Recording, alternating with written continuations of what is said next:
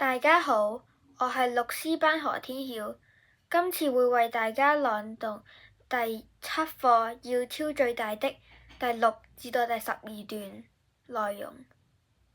你們挑到最大的墨水嗎？蘇格拉底笑着問學生。兩手空空的學生帶點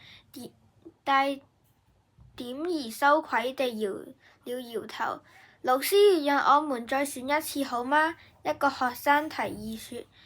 我才走進麥田，就發現一顆很大的墨水，但我還想往前找找看，所以放棄了。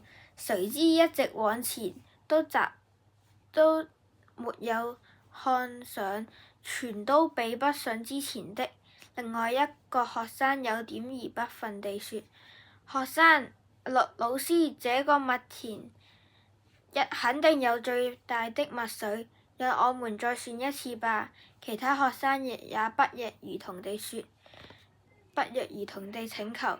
蘇格拉底笑了笑說：但你們不一定碰見它，即使碰上了，你們也不因為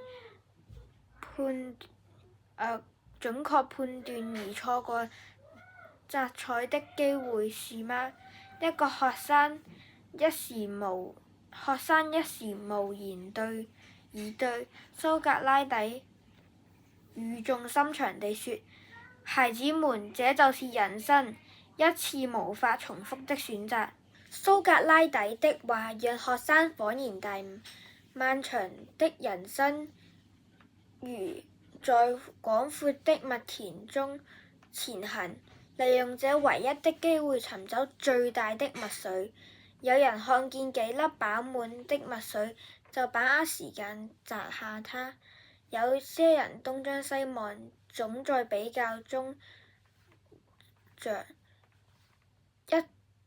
一再錯失良機。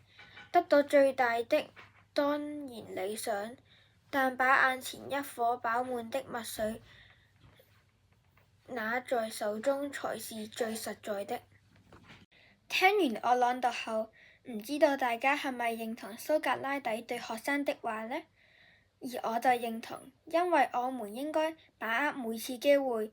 如果只想着下一次有更好的機會，而唔把握而家嘅機會，就可能到人生盡頭都攞唔到嗰個機會，錯失很多的時光。